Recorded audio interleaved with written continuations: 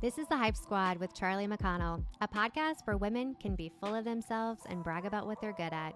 Each week, we're going to bring you conversations covering topics like motherhood, life, relationships, business, and everything in between, because anything is possible with your very own Hype Squad.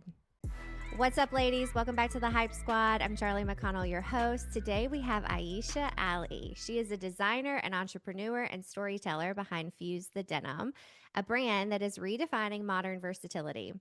What began as her namesake label evolved into a movement to simplify women's wardrobes through transformable and confidence driven design. Conceptualized in 2022 and launched in 2025, Fuse celebrates individuality, ease, and the power of women to move through life in style. Ayesha, welcome to the Hype Squad. You for having me to your show. I'm so excited. I just hit the camera, and so we got all like frazzled, but we're very excited that you're here. Okay, so if anyone follows me on social media and you, but either way, they're going to know that we've had the most fun trying on these jeans. I have them on now, but for sake of like not messing up my very intricate setup, I'm not going to like throw my leg up in the air. Tell us about Fuse. Tell us about the jeans, this brand that you started. We'll go back to the beginning after this, but I want to just kind of quickly touch on what the jeans are. Oh gosh, wow. So Fuse the Denim started as a frustration, to be honest.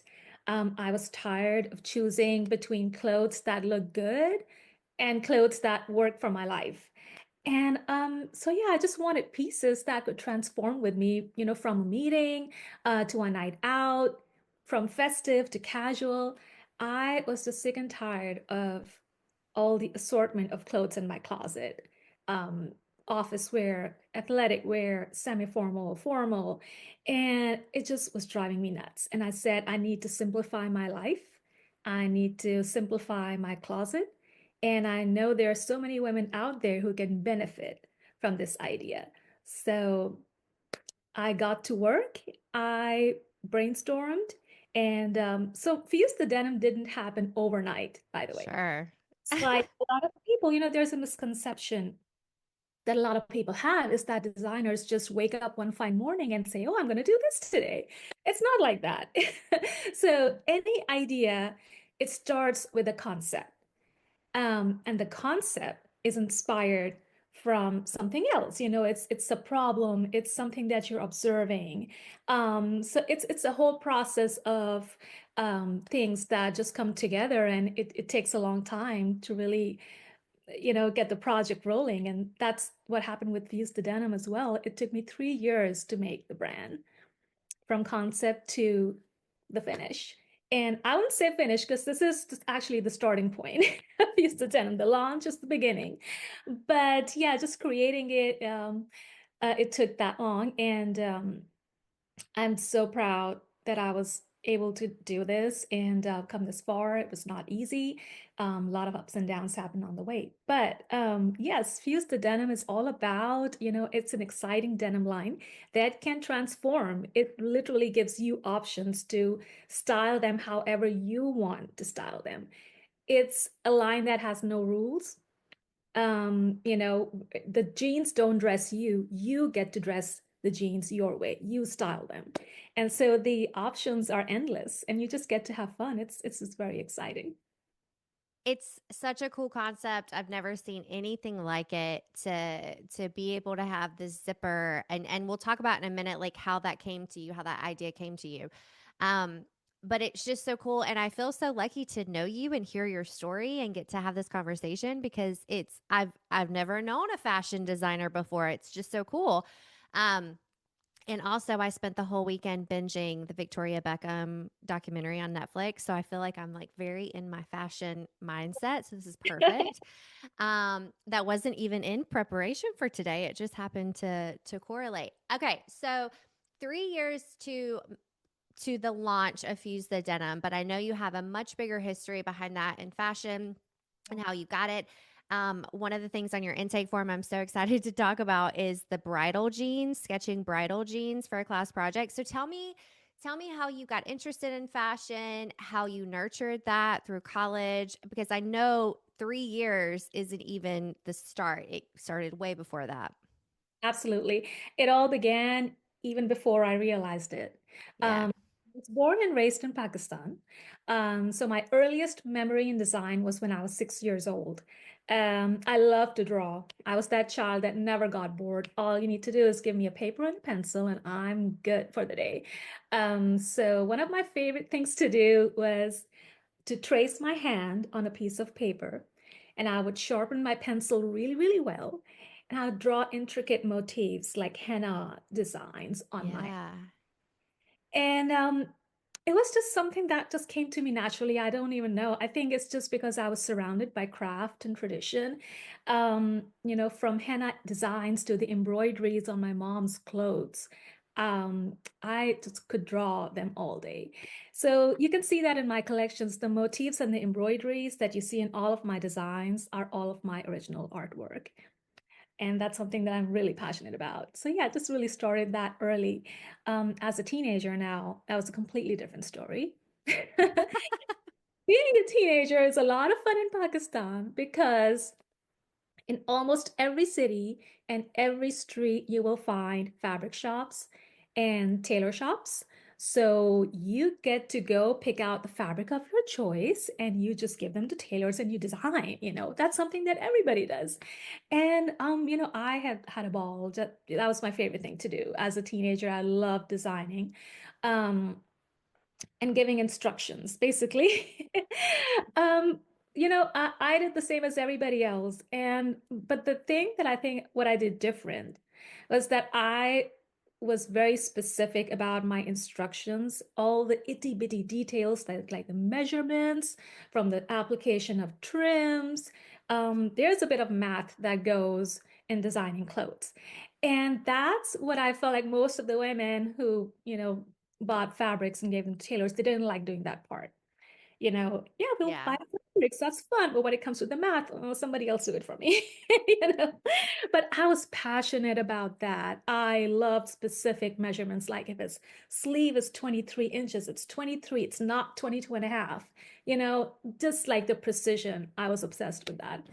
And but still, the thought of choosing fashion design as a career never even crossed my mind. It just wasn't there in my head. It was just something I like to do. So many years later, when I joined Auburn and I did fashion school, I realized that this product specification, the math, the measurements are an integral part of the design process. And if you are creating a product to sell to the public, you have to nail the measurements down to the T. I mean, 100% accuracy. And so when I was in Auburn studying fashion, I said, well, maybe I was meant to be a designer all along. This is what I did all along. I never knew that. Because I was familiar with this part of the process. But yeah, creating garments from scratch and being in charge of the entire process was my absolute favorite thing to do. Um, Let me ask a question. So you went to Auburn to study fashion? What were you planning to do with it if not design? um, it was it was designed. So Oh, okay. yeah, so that I'm coming towards that point at that. Yeah.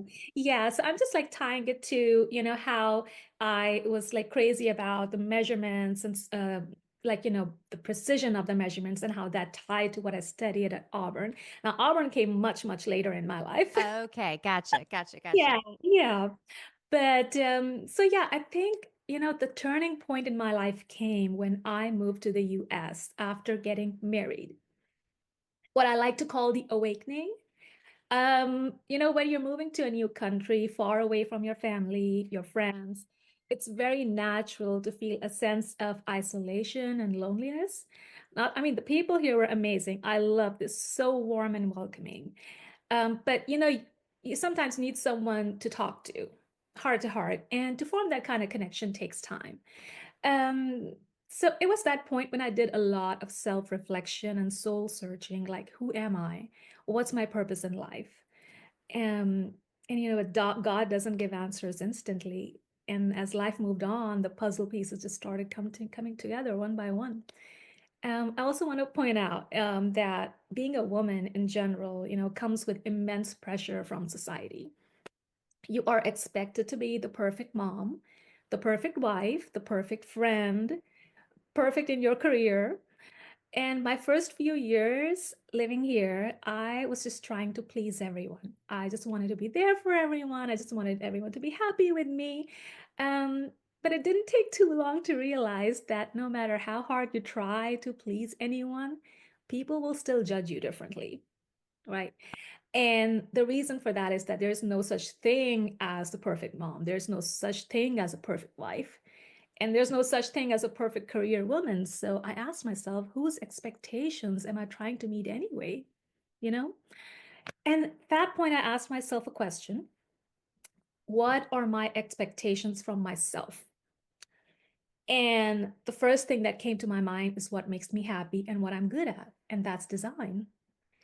And I went back to my 6-year-old self who loved drawing motifs, to the teenager who loved sketching the outfits and writing down all the measurements. But I had limitations here because of lack of resources, of fabric shops and tailoring. It's not that easy. So I bought a sewing machine. I went to a small craft shop here in Auburn. I think it's Opelika. But anyway, I bought some fabric and I learned how to sew by myself by watching YouTube videos. So that's what I started doing. I just wanted to do what I like to do. I wanted to feel accomplished. I wanted to gain a skill. And if you're not getting opportunities, you create opportunities for yourself. And I think that's really what stuck with me the most is just creating opportunities for myself.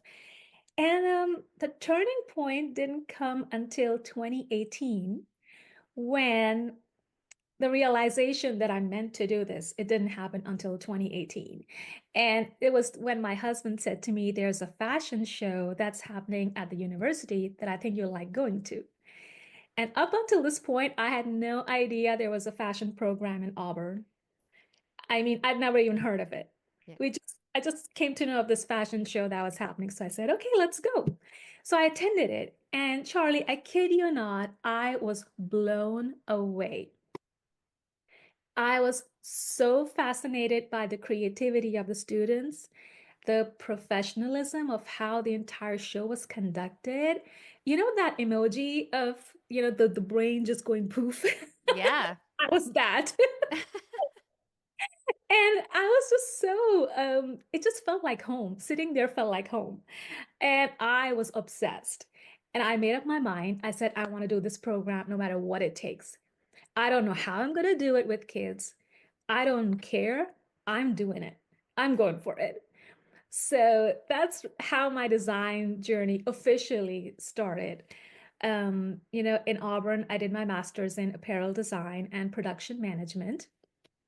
And with an amazing professor and mentor, I do want to give her credit, Dr. Carla Teal, who I credit much of my design success to. She saw something in me that I didn't even know I had in myself. And I truly believe that nothing in life is accidental.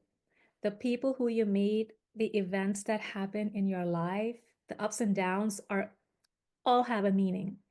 And they are signs that are guiding you towards a bigger purpose in life. Um, so yeah, while doing my master's, I drew a sketch for my senior design class, which was part of a bridal project called Fuse. So Fuse was the name of the bridal line that I was doing in my master's. And my teammate and I did it together. It was a collection of bridal gowns, bridal sets. We had a bridal jumpsuit, and then there was my sketch of bridal jeans. And it stood out like for many people, it was like it just stood out like a sore thumb. Okay. But for me, it stood out like a diamond on a ring, while the others were like the wedding band. Mm. Technology. So we were instructed to think out of the box for this collection to create something that caters to the needs of the niche market that we were researching. And so yeah, and I do have that sketch with me that I want to show you. This is the OG sketch of bridal jean. Wow. Oh my gosh.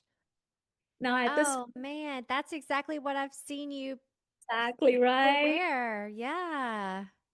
And at this point, it had no zippers. There was no modular design. That Sure. came much later. But the idea of jeans with lace, that was the concept that I sketched out. It was, I believe, 2021 or 20, or like, yeah, early So 20. let me ask you this because it's very reminiscent of a flare jean. And Yeah. flare jeans, had they come back in style at that point, or were they still kind of retro at this point? Because now they're very popular, like that wide leg and the flare. Was it Yeah. then? It wasn't a thing. No. Okay. Yeah, it wasn't a I thing. didn't think so. Yeah. Yeah, it was just something I just thought like I actually sketched this out in my closet at 11:30 p.m. It was a very random situation, but I'll tell you a little bit about that. It's really funny. Coming back to the sketch of how I created it and what inspired me to create the flare and all. It was around 11:30 p.m. I was in my closet just staring at all the clothes that I have. And I'm thinking to myself, what could be that out of the box idea? Um, and I'm brainstorming and I'm making a checklist on my sketchbook. I'm looking at the pile of jeans that I wear pretty much all the time because they're comfortable and they go with everything. But do they excite me? No. Do I wear them all the time? Yes. And then I'm looking at, the fancy dresses and the gowns in my closet that I wear maybe once a year or so. Do they excite me? Yes. Do I wear them a lot? No. Is it worth the investment? No. And so I just kind of fused both these ideas together and sketched out jeans that give the flair of a gown with lace inserts. And I just don't know what I was thinking. I just sketched it out and I just couldn't stop looking at it, like thinking, what the heck? But it grew on me. It just grew on me. I couldn't stop thinking about it. Um, you know, in design, there's no such thing as weird or crazy. In fact, the weirder the better. But this is something that I just couldn't just tear away and throw aside. I kept it with me and I showed it to my professor. She looked at it and I was explaining while she was looking at it. This is the funky bride who doesn't care about trends and she's just cool and she's just, wants to do her thing and doesn't care about the world and, making up this, story of how a bride can wear jeans on like her, for her pre-wedding festivities. And my professor loved it. She loved the idea. She said, this is it. This is awesome. And everybody else from my close family to friends, close friends, everybody laughed at me when I shared this idea with them. So the only person who understood was my professor. Well, everybody else was like, what on earth are bridal jeans? What is this? um, but I just couldn't stop thinking about it. And because it got, a little bit of mockery was made out of this idea. So I just kind of put it in the books under and just went under the dust. I didn't forget about it. But I just knew that I was going to do something with this one day. I just knew it in my heart. Mm-hmm. And I just feel like, when people are so used to the same, the trends and what's happening, what's going on in fashion magazines too, it's just like it's ingrained in you, like it's predictable. I like the unpredictable. That's what excites me. And when you adapt that, it just creates the sort of an excitement and unpredictable yet relatable. I would put it that way. So it's not something that makes you feel like uncomfortable or like, what on earth is this? But it has Sure. to be relatable to a certain point. Um, so yeah, that's the story of bridal jeans. That's how I sketched it out, just in the middle of the night. It didn't make it to the university's fashion show because I didn't have time to make it. I was making three other gowns. But I knew I was going to do something with it one day. Wow. No idea this would become a brand of its own. I had no idea back then. Well, So so because Fuse the Denim is how I found out about you, but is there like a whole other list of stuff that you've made before you started the denim line? So give me a little backstory on that. What kind of products were you making? So Fuse the Denim was supposed to be my first collection, but because I had an unfortunate incident with a manufacturer, I gave up on the idea. Mm, And I just decided to do a little bit more learning, get a little more experience in the field before doing anything else. And so, yeah, this Fuse the Denim was my first collection, but I decided to do my satin line instead. When it was the, time when I felt like it was the time for me to do something, I made the satin line just to test it out and just to see what works and what doesn't work before investing big in the denim line. mm-hmm. So, yeah, after graduation, I wanted to work right away, and getting a job takes time, and I didn't want to sit on my ideas either. So I said to myself, if I'm not getting any opportunities, again, I'll create opportunities for myself. So I just created my label. I created Ayesha Ali Design in September of 2023. And Wow. yes, and it was yeah, I was just wanted to do something and I didn't want to sit, and I had so many ideas, so many things that were coming to my mind. And guess what was the first sketch that I wanted to do? It was this one. And I got to work and I said, let's do this. So I created Fuse the Denim. Again, there were no zippers at that time. The idea of zippers came much, much later. But I wanted a denim line with embroideries and lace and all that jazz. So I sketched out the whole collection.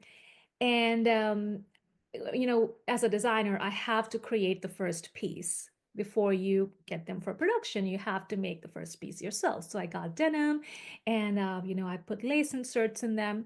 And when I got done with the first sample, I found out that I got a job. So, Of course yeah. you did. Yeah. And so, it's just, I was working with a fashion company and working for my own label side by side. Wow. Yeah, so worked the full-time job on weekdays, and on weekends I did my own thing. So remind me how old your kids are at this point, like roundabout.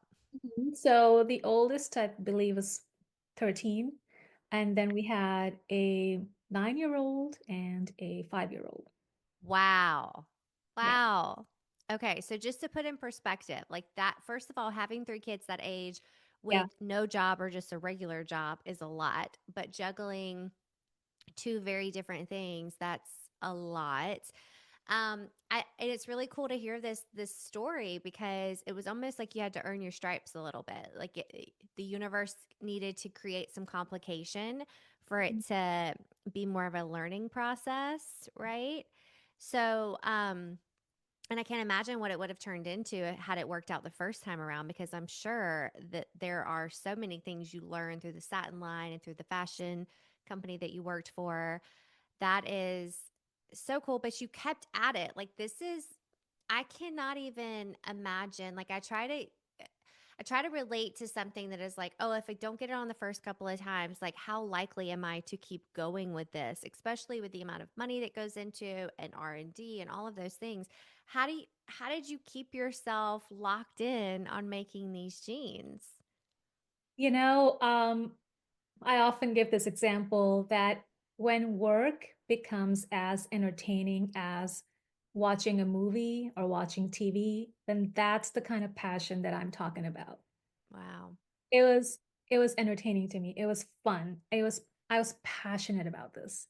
I, just like a 6-year-old me who would just start drawing when she's free during her free time, this is what I did. With whatever time that I got, I would just work on this line and with full passion, and it was so much fun, and I would just almost feel my heart beating fast because I was so excited about it. I bet. So, did your kids have they gotten the fashion bug? Did they help you with any of the processes? How involved did they get? they watched me they watched me work like anything, and obviously, I mean, I like kept them involved. It's not like I'm locked up in a room working while they're out there. They're always around me, so there's always conversation happening. When it comes to fashion, I think my daughter has a little bit I can see in her. She's very creative, but she's very much into movie editing and things like that. Oh, Yeah, and she does have a very good fashion sense of her own. So I feel like, she may go in there like eventually. If she wants to, but again, it's open to them. Um, but yeah, not the boys. sure. Yeah. No, I get that. I get that. Okay, so talk to me. So Fuse the Denim was such a long time coming, but you've said multiple times that the zipper wasn't part of the plan. Yeah. Yeah. And you put on here a little brief story of how the zipper came to fruition. So talk to me about how that came about. Yeah. So, one of those things, it was one of those work days, working a 9 to 5 job, and it's 5 p.m. time to go home, and I'm stuck in traffic as always. Trying to get home, I have enough time to get ready to make it to an event at 6:30. And just like, I'm not just a mom, I'm a wife, I'm a community member. I'm there for people. I just don't want to say no when I get invited to events. Um, but time curfew and that's real. And when you're stuck in traffic, it's so stressful.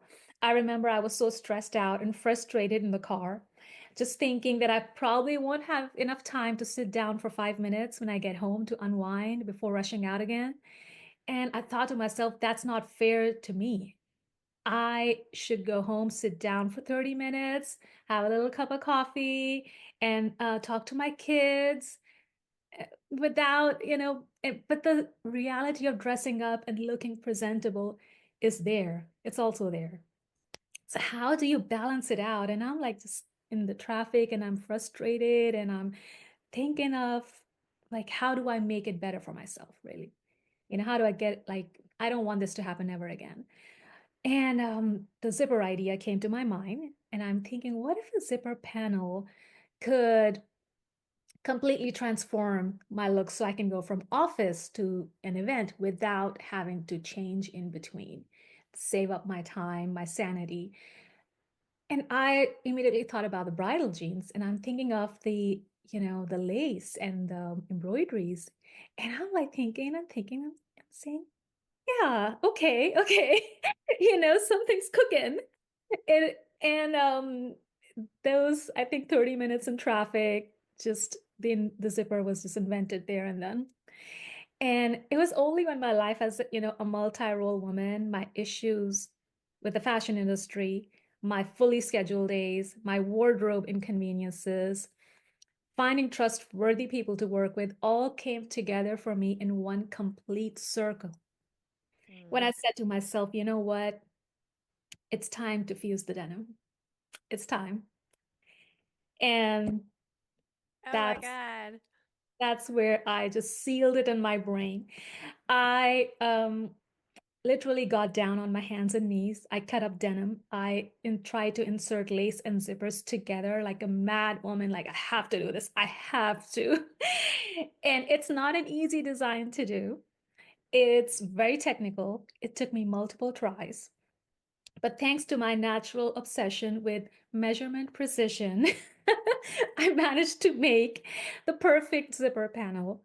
And I reached out to my manufacturer and I said, this is what we're doing. And they said they had never seen or heard of anything like this before. I bet. And so I mailed my hand sewn piece to them to show it to them as an example. And I said, hey, you're doing this.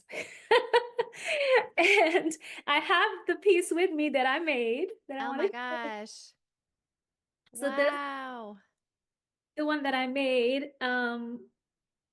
those days when I was just like, I have to make it go up and down, and having a lace and zipper together is like, it was a little insane. But anyway, it takes, Yeah. yeah, but it just, it's not perfect, but I managed to do it, and it just kind of, it's old. It's not going all the way down Oh anymore. yeah, yeah, yeah, sure.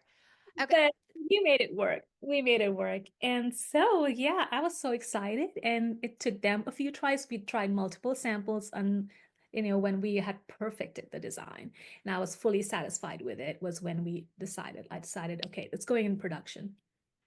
Then, Wow. yeah. So, okay.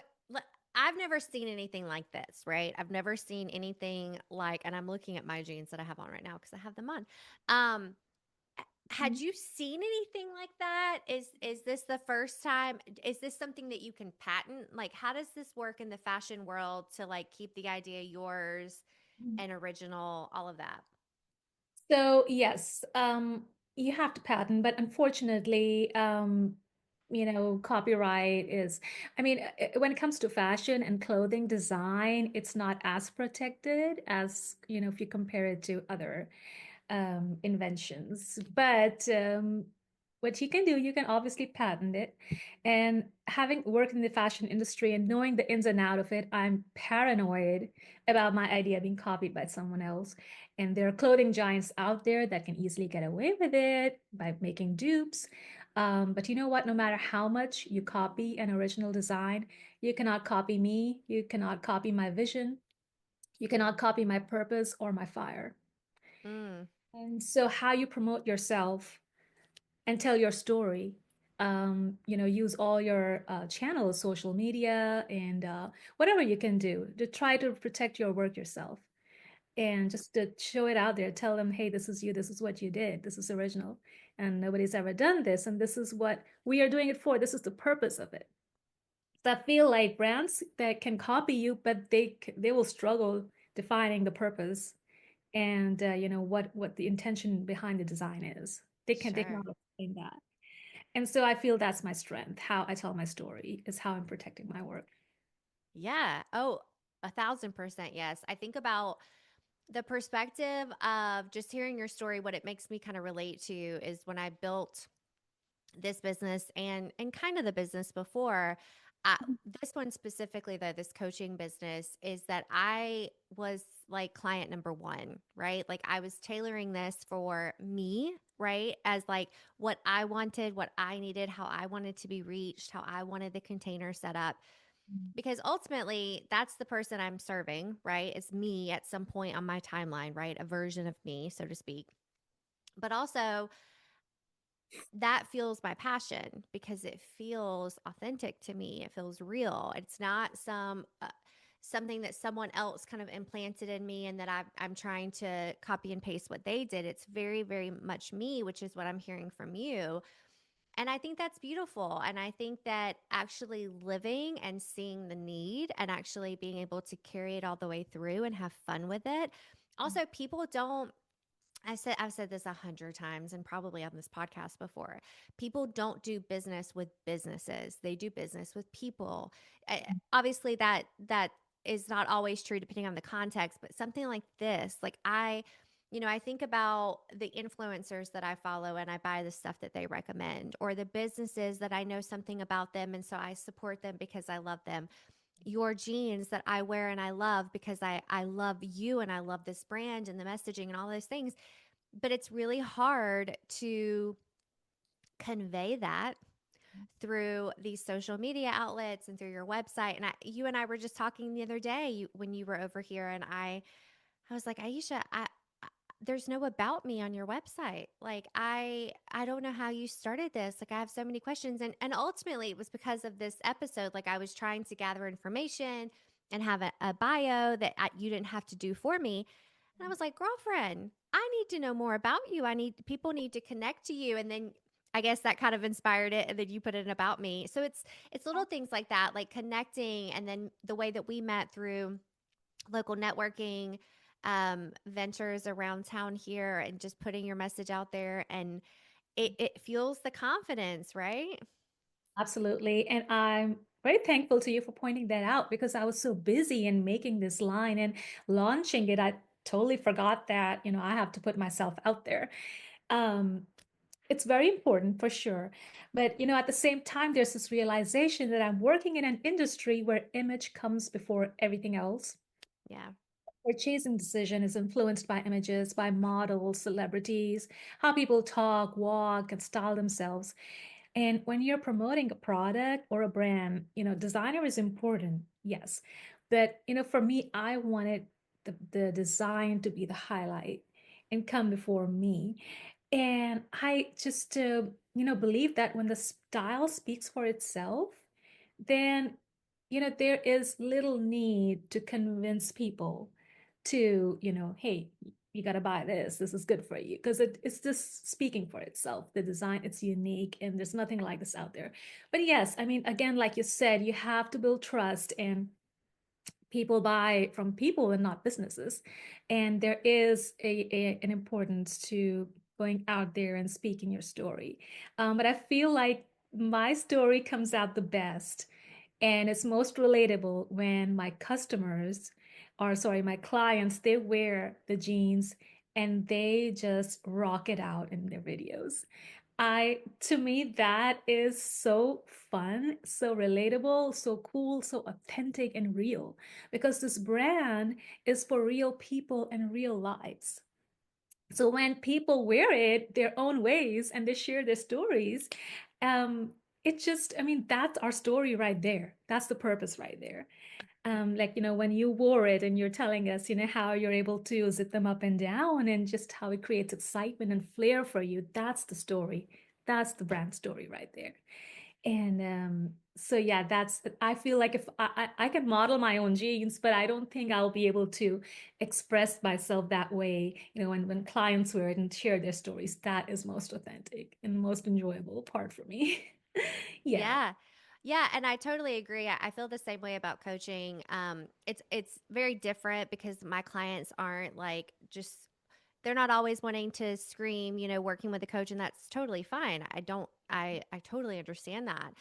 But it's like when if I don't have someone else to rep the brand, so to speak, I have to pull up Right. where I fall short on that lineup. So, but I totally hear what you're saying and totally agree. It does. I met you first, right? And I say that because that's not totally true, but like you got up and introduced yourself and like showed off your jeans, and so it was like your personality was infectious. The way you got up and held the room, and there were a lot of women in the room, and you modeled the jeans. Yes, I was immediately obsessed with the jeans. It was funny. There were a couple of women standing around me that were immediately like, these are your types of jeans. Oh my gosh, you've got to get these. And so, of course, I was so excited. But and this is just the coach in me, right? This is Right. literally coming out in real time of me being like, no, you. So I almost can't help myself, right? But I think about it from my perspective because that's all I have, right? Is that if anyone else would have gotten up and explained those jeans, it would Right. not have landed the same way. Like so much of that was you. And I think about just the follow up and having you over here for a little pop up and recording stuff with you, and then you taking a chance in doing this. You're doing amazing, and I know immediately you were like, I don't know.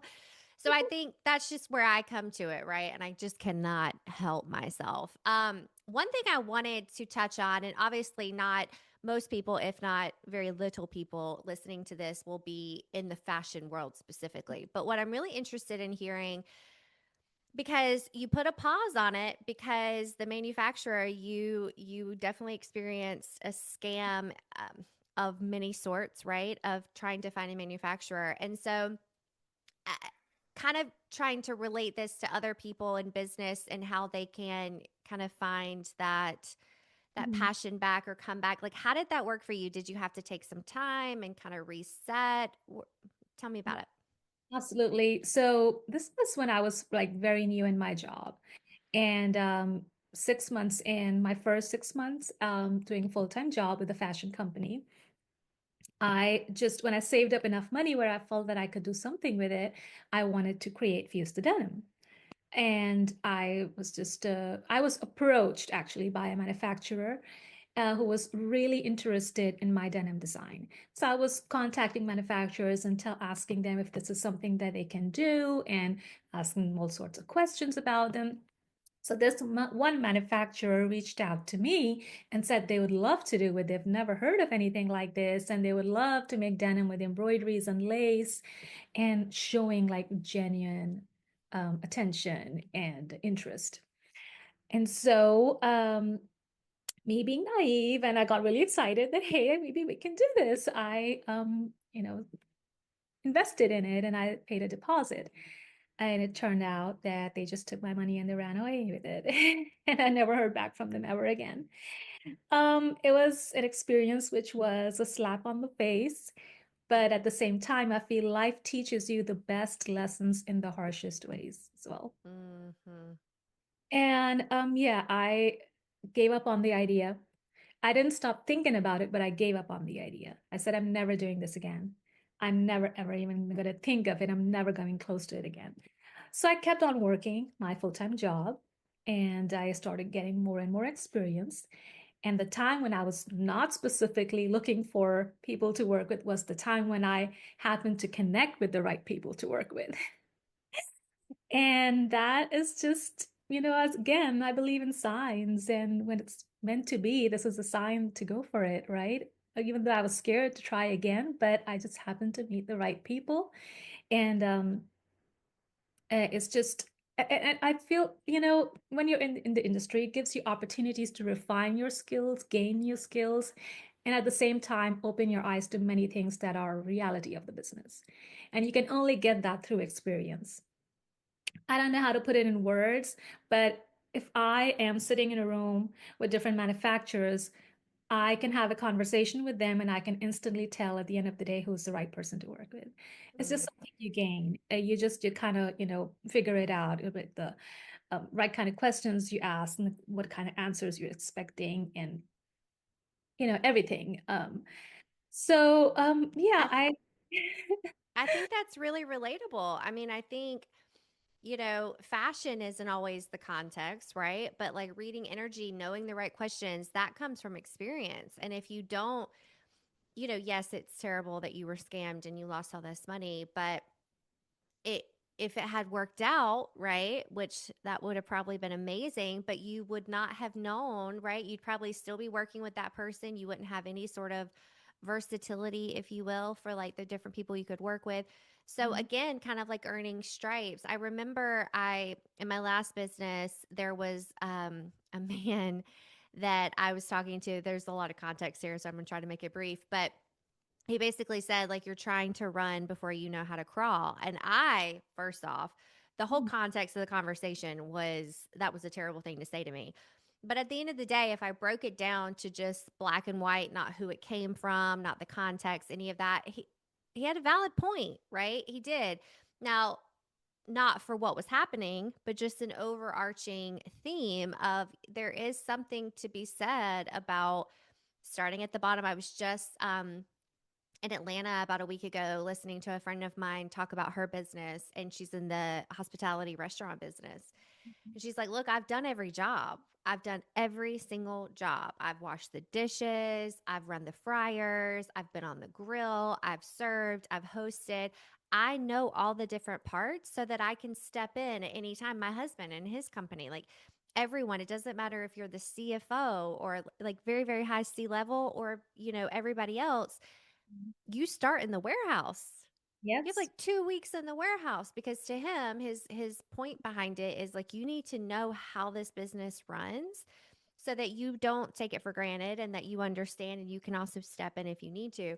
So to me, that's where I go with that thought process, which is see it as a lesson, as Yeah. uncomfortable and painful as it may have been.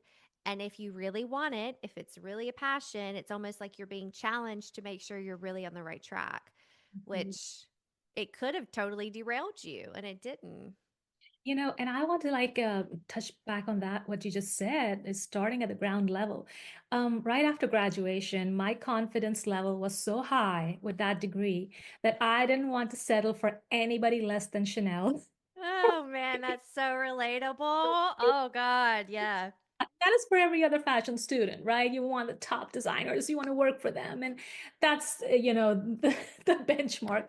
But the reality is, you got to open up those boxes and you got to hang those clothes. You got to roll out the racks. That's where you start. Yeah. That's the reality. And that's really how you build up. And it just helps you just stay focused and stay humble and to the ground. Um, and I think that experience helped me so much. And obviously, getting rejections from all these top companies because I had nowhere, the qualification near what they were wanting me to. But I just had this reflection that, my goal is not to be rich, not to be famous. I just want this brand to strive, to thrive, to survive, and to serve the purpose for which it was created. Mm, That's mission accomplished. So, yeah. Well, yeah.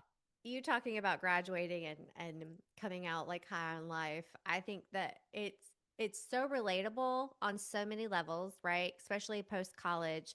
Mhm. And I don't really know how we parent our I work with a lot of college girls, and that's definitely something I witnessed just by witnessing their journeys is, but I also think the way that they're being raised, or not the way they're being raised, the world in which they are growing up in is very immediate gratification at all times, like dopamine, dopamine, dopamine. Yes. Everything works out. And so to come out of college and not be able to find a job or not be able to find the job, right? Is it there's a level of depression's a strong word, but I think it probably works in this moment of like just, oh my God, what am I doing? Right? The questioning, the doubt, all of those things. And they happen to everyone. But Mhm. instead of seeing it like that, and anyone who's listening, like no matter how old you are, if it's something that you really, really want, just back up a couple of steps, right? Humble yourself, start a little bit lower. If it's a financial thing, what's the word I'm thinking of? Add another jobs, things I don't know, right? But there's something to it about having to run a skeleton crew, Right. right? Pull your family in to help with stuff. I remember when my husband was starting his business, it was me doing a lot of the extra help because it's like I'm not on payroll. He Mhm. can't afford payroll. So I'm editing stuff and putting stuff in spreadsheets late night, things like that. But I think that's a really cool story to share and just being able to overcome it, especially graduating wanting to go work at Chanel. Like that Yeah. is so relatable.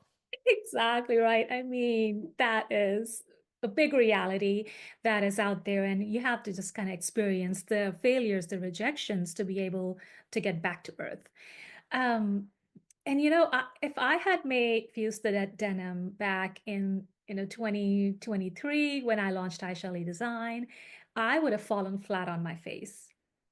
But now launching in 25, I believed in this brand so much that if you gave me $1 million and told me to jump off a cliff with a chance that either I could make it to the other side or fall down, I'd jump. Mm, I'd jump.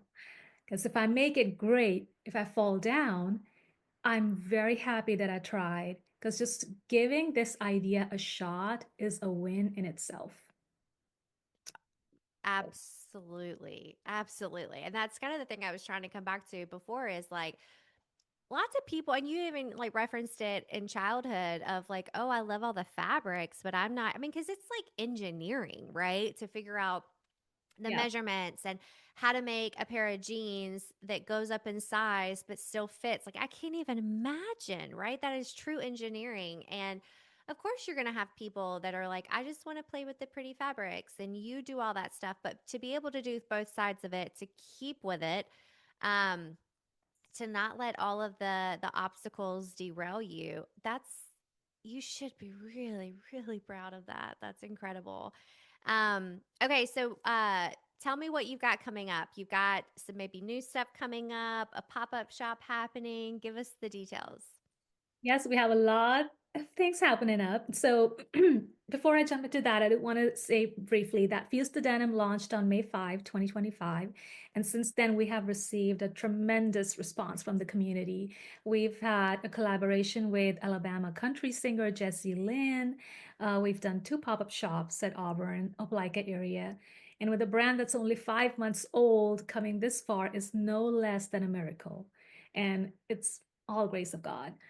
And you know how people associate a breakthrough, when it comes to fashion, you think of a breakthrough in fashion and you think about New York or LA or Paris.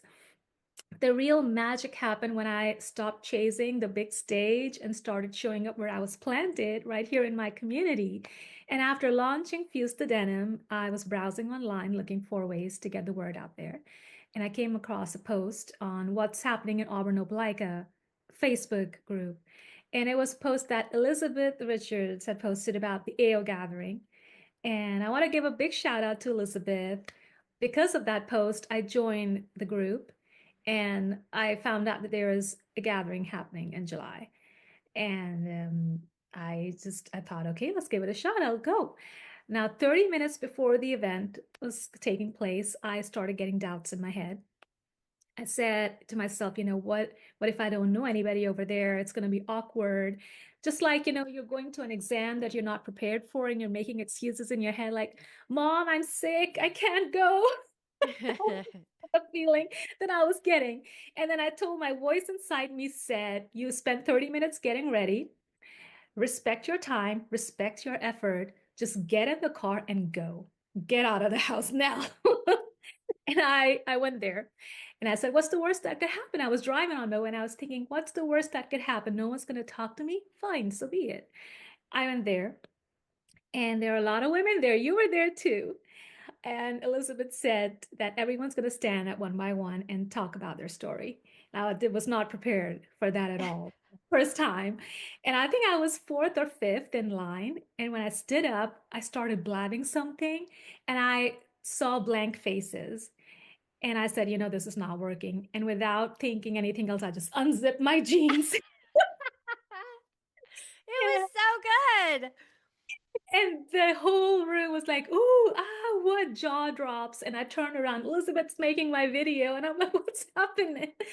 So that, had I not been to that event, I would not have experienced that live feedback that I got from, the people. And after that, right after the event, I got approached by an angel who invited me to her house for a try-on party. Her name Oh, is that Ronald. was sweet. Yes, that's right. And that was so much fun. That was the first time I ever took my jeans out and showed them, like, for people to try on, the first ever try on party. So thank you for that opportunity, Charlie. And really, one thing led to the other. We did a pop-up with Lily Jane Boutique and then with the yoga room. And now we have a pop-up that's coming up in Birmingham on November 22nd and the 23rd. So, yep, we're preparing for that, and we have a new design that's coming as well for the holidays. It's in black colorway. We got a lot of feedback. We got a lot of response from people saying they want black jeans. So we're making a black one, and it's the shift flare jeans, and it has cream embroidery on it. So you can wear it with pop a color like red or green for the holidays and kind of jazz it out. Yeah. Are these jeans the ones that are the flare zip or the side one? The front panel. Love it. Yeah. Black, I totally agree because black, like especially dress pants, like work specifically, and then being able to make it a little flared out. Um, yeah, okay, so November 22nd and 23rd in Birmingham. I'll put more details in the show notes, and then when we promote this episode, we'll make sure it drops before that. And then the new release is coming out. When did you say? Do you have a specific date? The first week of November. Oh, wow. So it'll be coming out the week of this episode. Oh my goodness. Oh my Yeah. goodness.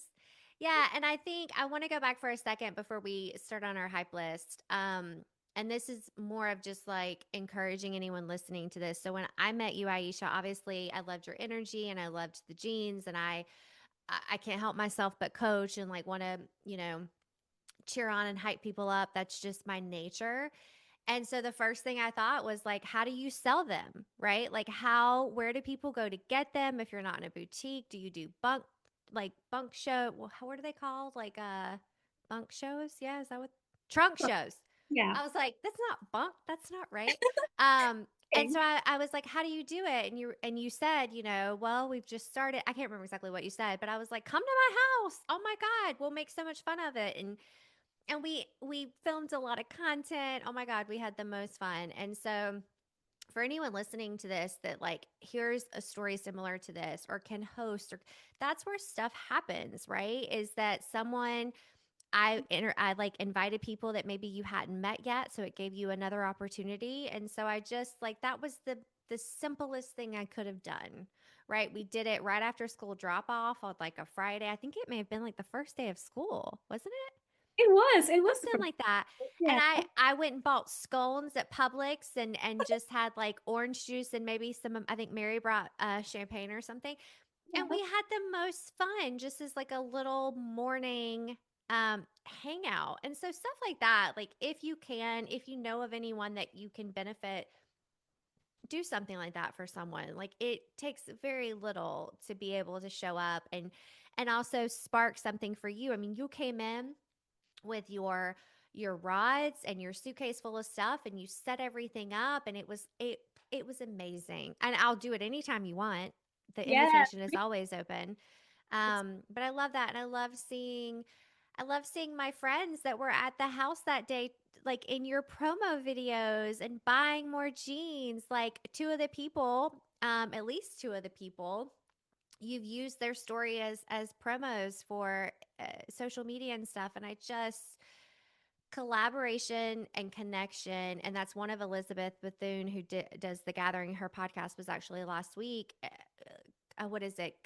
Community over competition, Yeah, and that is so real, right? Like pouring into other people and supporting them. It like I said, it doesn't take much. it doesn't. And It it does. goes such a long way. Like be a girl's girl. Like walk the walk, talk the talk, like do what you say you're going to do. Um and I've loved watching your journey. That's what it is. I do believe that connection does not mean passing out business cards. It's a lot more it's at a deeper level than that. And it's just about being there for each other and pumping up each other. It's very difficult to be in this business. And if you have that genuine connection where you are, wishing the other well, and as well as hoping something good comes to you too. That's the way it is. Hmm. Yeah, and I'll say this too. I try to say this as much as I can, like as far as social media is concerned. For someone like you, and for me too, we have very different businesses, but we're very reliant on word of mouth Yeah. and people sharing our stuff and talking about what we do.